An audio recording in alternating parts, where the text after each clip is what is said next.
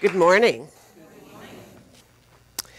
Wow, it's just a delight to be here with all of you. Thank you for the invitation. And today, we're really going to tune in to the idea of a mother's practice. And we all have our practices, but there's something transformational that each one of us gets uniquely from our mothers. But to have a little humor about that to start off with, we're going to watch a little clip that I thought was hysterical, and hopefully you will too. And here we go.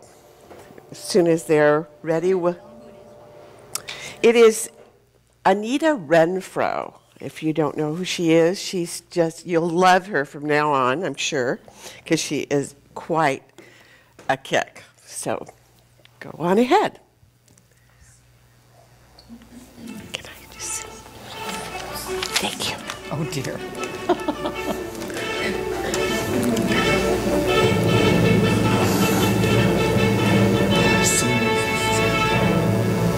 Get up now, get up now, get up out of bed. Wash your face, brush your teeth, comb your sleeping head. Use your clothes and your shoes. Hear the words I said. Get up now, get up and make your bed. Are you hot? Are you cold? Are you wearing that? Where's your books and your lunch and your homework at? Grab your coat and your gloves and your scarf and hat. Don't forget, you gotta feed the cat. Eat your breakfast, the eggs, first and the switch that most important. Get a little ball, take your items, so you will grow up one day to be a top.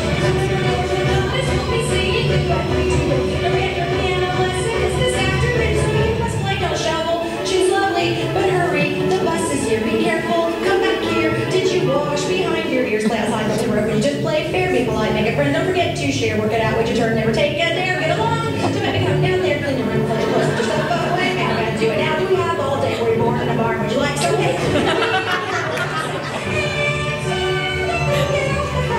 Don't sit so close. Turn it down. No texting at the table. No. Computer time tonight. Your iPod's my iPod. If you don't listen up, we're going in. And what time do you think you're coming home? And then you please excuse me. Makes you welcome everywhere you went. Appreciate my music someday when you're older and you're grown. Can't wait till you have a couple little children of your own. Don't thank me for the counsel I gave you so willingly, but right now I thank you. Not to roll your eyes at me, close your mouth, let me chew. Appreciate, take a bite, maybe two of the stuff you hate. Use your fork, do not burp, or I'll set you straight. Eat the food, I'm gonna go on your plate, get it. Your hormones are with me, get it. Get here, I'll count to three. Get how I feel like you'll be a chicken. You're grounded until you're 36. Get your story straight and tell the truth for once, for heaven's sake. And if all your friends jumped off a cliff, once you jumped in, the time before that, you're too old to act this way. It must be your modesty. Stand up straight when you walk up the place. For everything and everything must be a place. Stop crying or I'll give you something real to cry about. Don't forget, I love you. Tomorrow we will do this all again because the months are pleasure and you don't need the reason why. Because. I said so, I said so, I said so, I said so. The mom.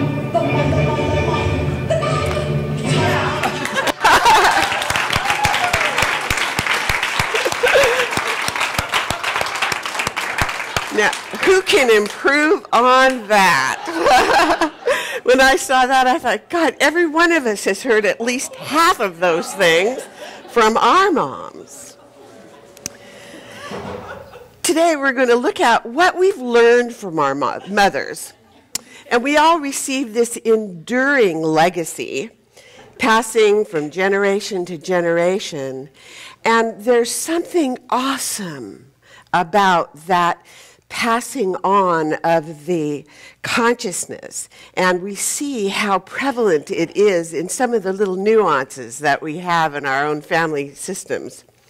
The qualities of the human and divine mother are compassion, kindness, loving, nurturing, and the wisdom of the heart. And that's really where we're going to go today, is that how do we keep bringing those ideas forward? Because that's what God is. God's love, compassion, kindness, but it's also within a context of lessons in our life. So one of the things that I think mothers are the greatest at that, and this litany of things that we just saw, that's usually what we hear from our mothers. But behind all that is the awesome intention for us to be the best that we can be.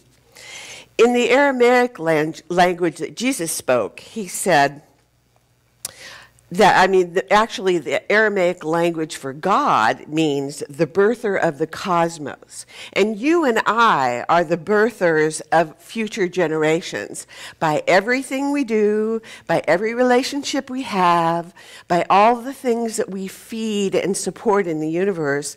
That helps build that context that becomes what we are today. All of us have these threads of consciousness. And living happily demands that we access that compassion, that kindness, that loving nature, regardless of whether you're masculine or feminine. That has nothing to do with, well, it has a lot to do with it, but it has nothing to do with the fact that whether or not you can embrace compassion or loving kindness. But mothers kind of get the certificate for it, so to speak. Our journey is about the opportunities that we have to embrace those ideas and to embody those qualities. And for some of us, we didn't have very loving mothers, but we learned from them either directly and intentionally or indirectly and unintentionally, and either way, we get the lessons because that's the nature of the universe. We're going to learn what we need to learn in this lifetime. So in order for us to embody the idea of this passion, we are all blessed to be in the science of mind. And so we all have different stories that brought us here, but we all got the call. Something awakened in us that is a higher nature. I believe it's Divine Mother in us. And we're so blessed to have this teaching. We're so blessed to have the compassion and understanding that comes with this teaching through so many incredible teachers like Dr. Holmes, but there's so many available to us now and throughout the last, 100 or so years. But today we have it on TV, we have it on YouTube, we have it everywhere we look. That knowledge is available to us. That wisdom is available to us. And that's not so true for our parents' generation. I remember my mom watched Perry Como and Ed Sullivan. I mean, they were funny in some ways and they were talented, but they didn't have the depth of wisdom that the generations are growing up with now. They have wisdom almost too much. They're going to get indigestion from all the information that's coming to them. But the good news is that everywhere we turn, Spirit is waking us up to the truth of our being, that within us is this power, this truth, this radiance that is the loving nature of God, and something is always there to help us bloom our inner garden. And I always think of mothers as the quintessential creative medium, because just like we look at the idea of treatment and what makes up a treatment, what makes up the energy? What makes up the inspiration? What makes up the character that is imparted to us that we just pick up? And we end up by expressing that character in all of our unique ways. And, you know, I was kind of getting a laugh. I was left behind in one of the malls, and all my sister and my aunts and all of them and my nieces, everybody was walking in a line. And I was looking at them from behind. And I go, you can tell they're all family. And I go, those are the unsuspecting things we don't count on. But there are other characteristics that are much more obvious and readily accessible. And that's sense of humor. That's little funny nuances, character differences, or it may be the way you cook. It may be your talent. It comes in many, many dimensions, in many ways. But the truth is that we're all vehicles for spirit. We're all expressions of the eternal spirit throughout all of time. And every bit of all of us goes into the soup of consciousness. And from that brings forth the expression of the divine in unique and wonderful ways. So love cannot sit on the fence. Love always plants itself. Love always aims itself. Love always is purposeful. And it brings up whatever is needed at any moment in time. Whether it's intentional or not, there's a deep seed of divine consciousness that comes through every one of us. And it always brings forth blessings, but they may not be as obvious that they're blessings right away. It may be something that we realize over time, or maybe even over many, many years, that we have to come to the realization that we've been in a relationship with Spirit. And when we look back, when we're at the very young age of 60, we come to realize that there's a lot of things that went into my life that came forth kind of unsuspecting and that helped to build who I am as a spiritual being. And it includes the genetics of my family, but it also transcends it. And it brings forth that which God wants to express through me.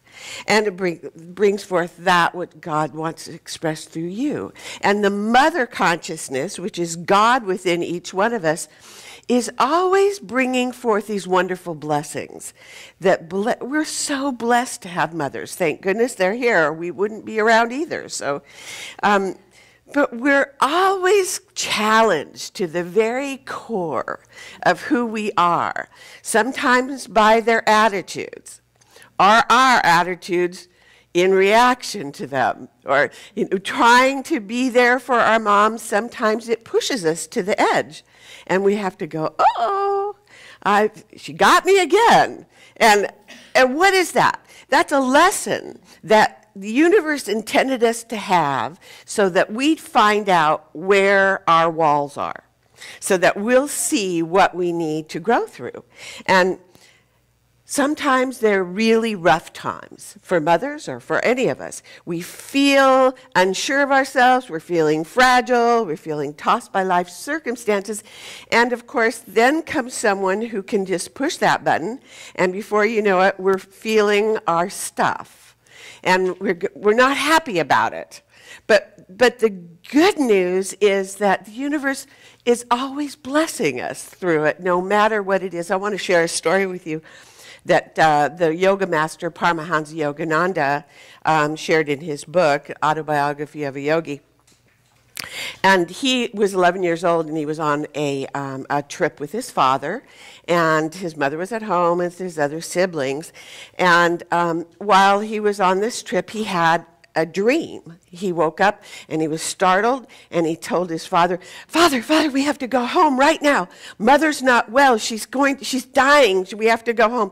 And of course, he ignored him. He didn't pay attention to what he said, or if he did, if he knew something that Paramahansa didn't know at that time. But this was a real dream, and it was a forewarning, because when they got home, they were called to come home. His mother had died. And so there was this little grace period where they could have, if his father had listened to him, they might have caught her before she passed on. But that didn't happen, and Paramahansa Yogananda was in despair for many years. And he was so angry, and he was so upset that his father didn't listen to him, and he didn't get to see his mother. His mother had these beautiful dark eyes, and he loved to just gaze into her beautiful dark eyes. And he was very close to her, so he missed her desperately. And so he was screaming and crying to the universe and to nature and to everything until finally Divine Mother answered him and said, "You are missing my dark eyes. I have shared my love and my dark eyes with you through many mothers, through many lifetimes. It is me that you are missing. Of course you miss your mother, but it is my energy." So he connected with Divine Mother right then in a way that transcended his wounds and transcended his fear of being isolated from his mother. So that great yearning opened a door for Paramahansa Yogananda, and Divine Mother's truth will always heal. That, we might talk about it with different terms. We call it the creative medium, the feminine aspect of the law, but there, in a Hindu perspective, or in yoga, from Ananda's perspective, that's Paramahansa Yogananda's perspective, because they are devotees of Paramahansa Yogananda, they believe Divine Mother is a being, a presence, a consciousness, and she's forever available to each and every one of us. And so that when Master, or everybody calls him Master, and I guess I've caught on, we refer to him as that consciousness of love and harmony and peace. But we know that there's an ever-present, constant intelligence in the universe, and there's a feminine aspect of it. So whether you think it is a being of Divine Mother or you think it's just a consciousness, either way, it's all truth. And there's something that we all can share and learn from the intimate relationship with Divine Mother. So if you have anything that you might need to let go of today around your mother, or around motherhood, or around something you're disappointed about, or something that you're grateful for, that you want to just place into the sacred fire, we're going to have a ceremony at the end of the service, and you can do that. And it's a wonderful little practice. Yogananda said something very interesting. He said, "Thoughts are universally, not individually rooted." So whatever level of consciousness we're on at any moment in time, that consciousness will manifest in our thoughts. And we've always believed, as Science of Mind students, thoughts are things. Well, our thoughts, not only are they things that will manifest on the outer, but all the energy and the whatever's behind the thought comes forth into our life. So even if we're constantly affirming something positive, but if we're carrying baggage around with us, we'll keep that in our atmosphere, and we'll keep having lessons or experiences that look like that. And the good news is that as we shift our thinking and we shift our practices, that's why I'm at Ananda, to really, really hone in on how I'm thinking, feeling, acting, believing, and directing my energy all the time. Kriya Yoga helps us focus that. And I want to transform it to be the light that I know I am, the light I know you are. Because when we leave our bodies, there is still something here. And it may not act like the personality of Barbara anymore, but there's something that has been with me in my life stream for every lifetime I've been on the planet. So as we really realize and focus that energy, and I highly recommend learning about your spirit, that what transcends this lifetime, it's really valuable to know that, because there's an energy that we talk about living in your spine in yoga, is that we just know that that energy from the bottom of our, we're going to do something silly for a second. Put your left hand at the bottom of your the bone on your rear, and put your right hand on your third eye, okay? In that space, that's, if you're going to talk about living in your spine, that energy is where your chakras, with the exception of your top chakra, that contains your whole energy system, and that energy will transcend this physical life. You will take that energy, not in that spatial relationship, but the energy that is within your spine right now. We talk about living in our spine.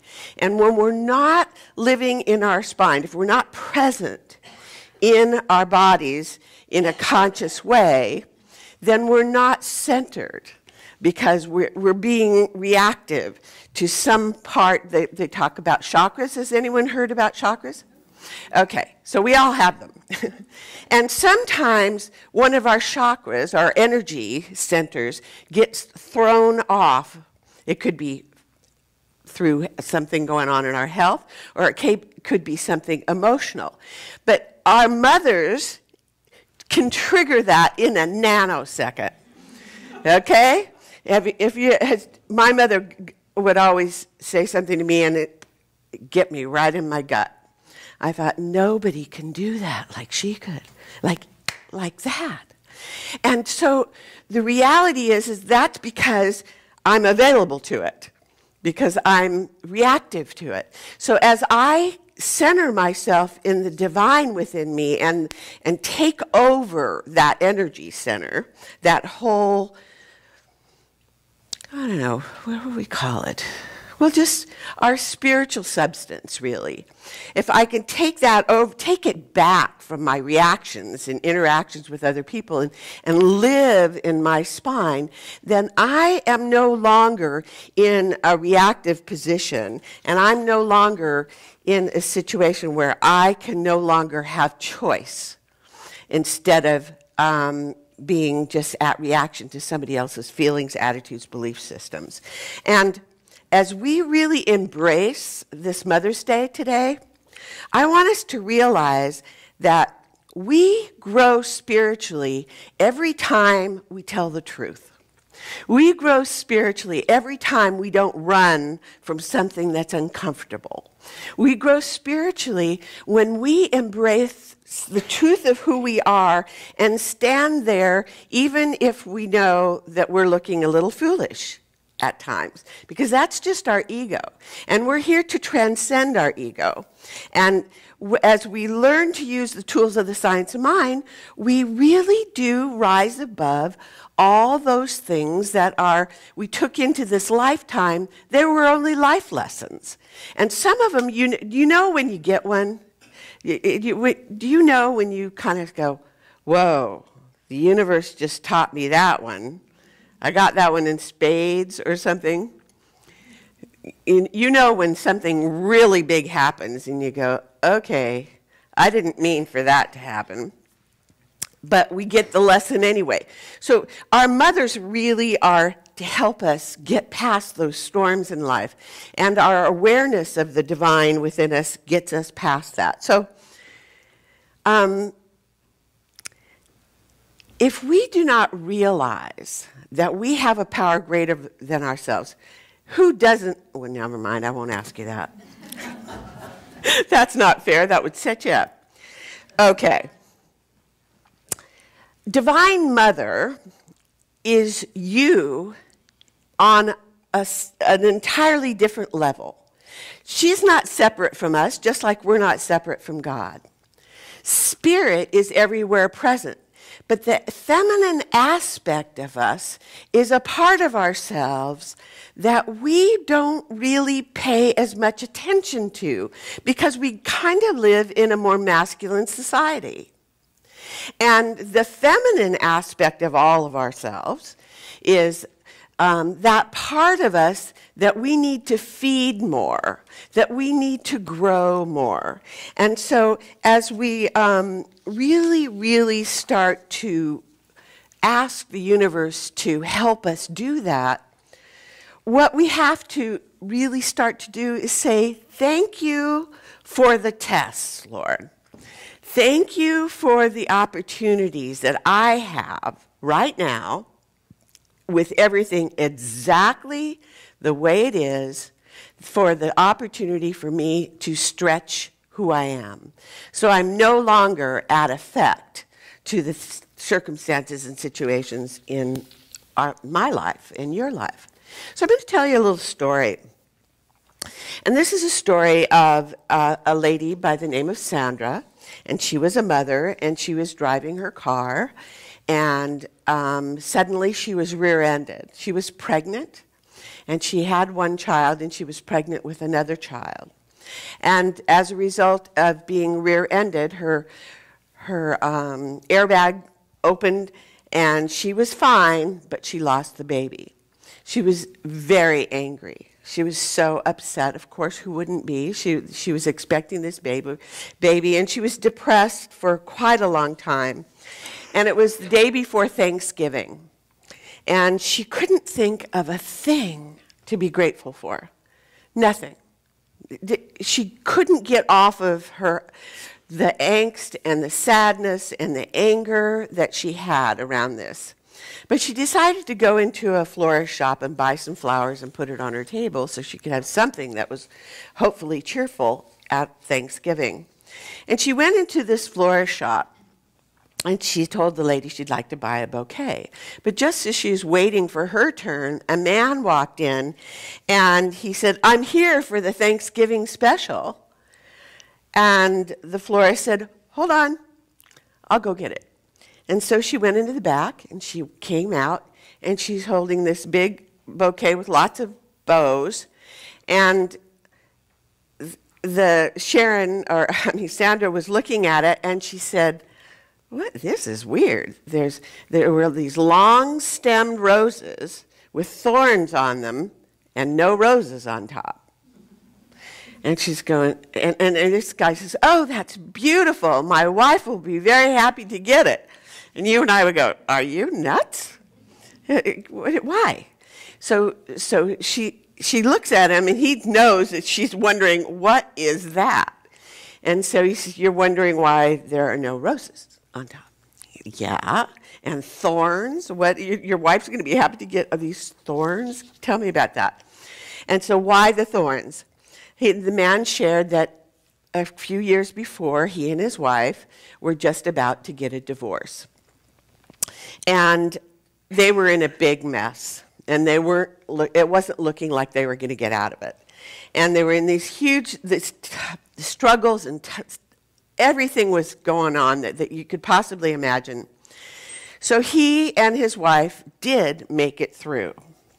And so at that time, that very Thanksgiving, he found this florist, and she had these long stems with thorns, and she had been preparing these because she had been having a very tough time in her own life.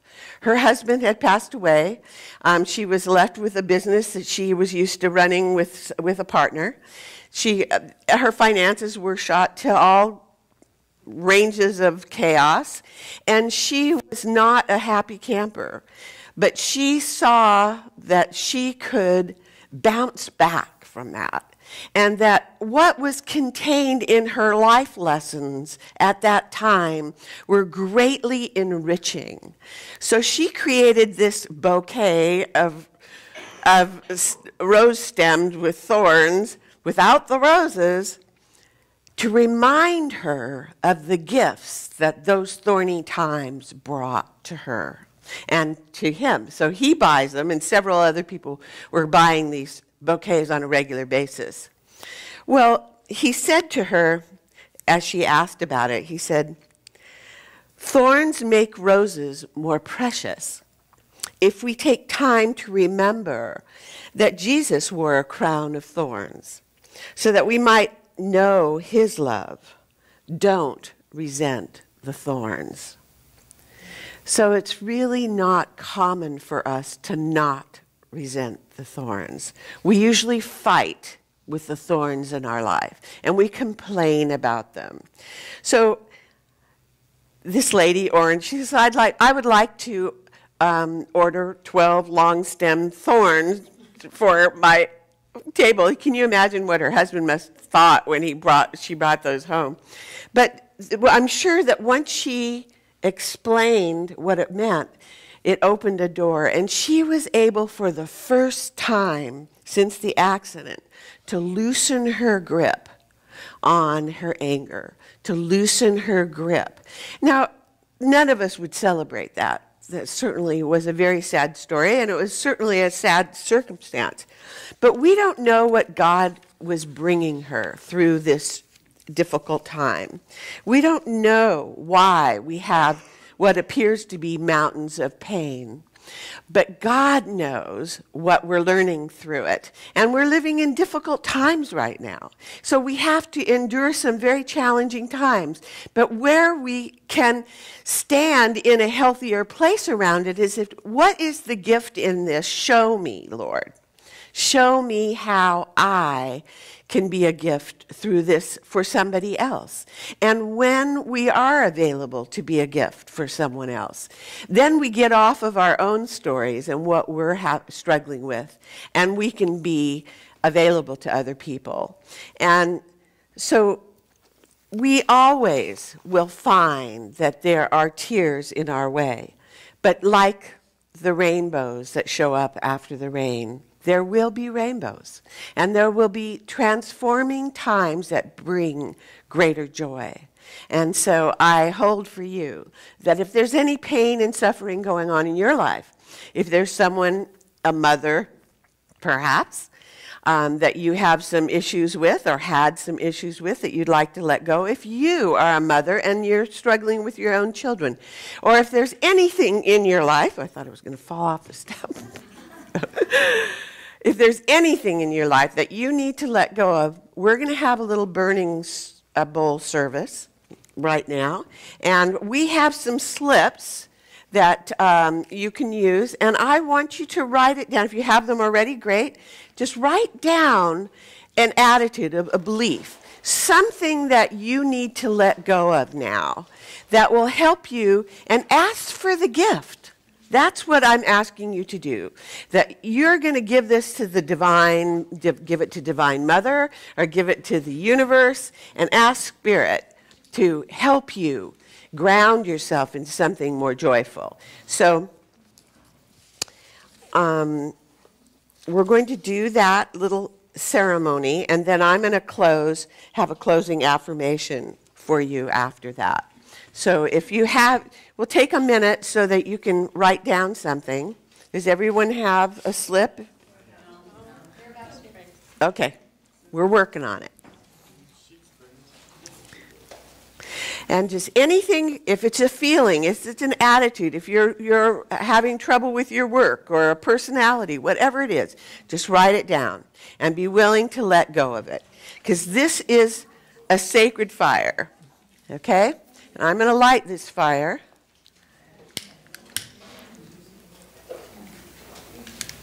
And now just imagine this flame, place it in the sacred flame of Divine Mother or the Spirit of God.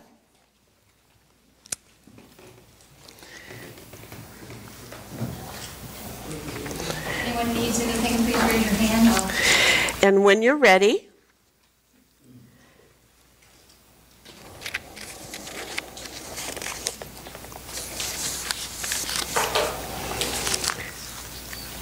come on up. Anyone needs to?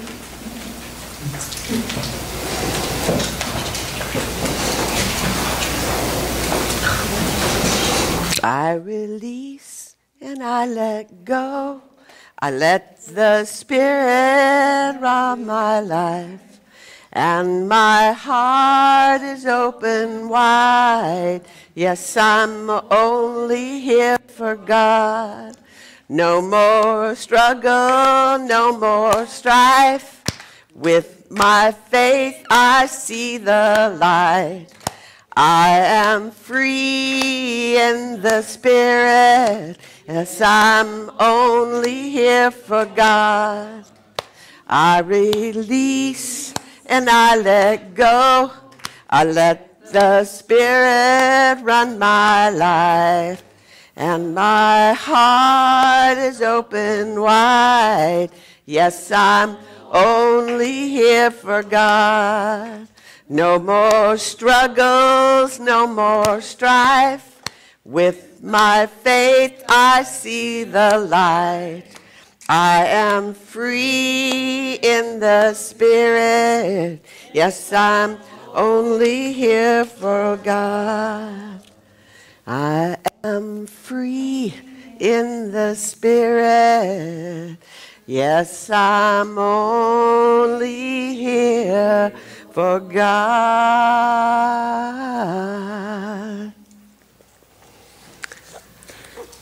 Okay.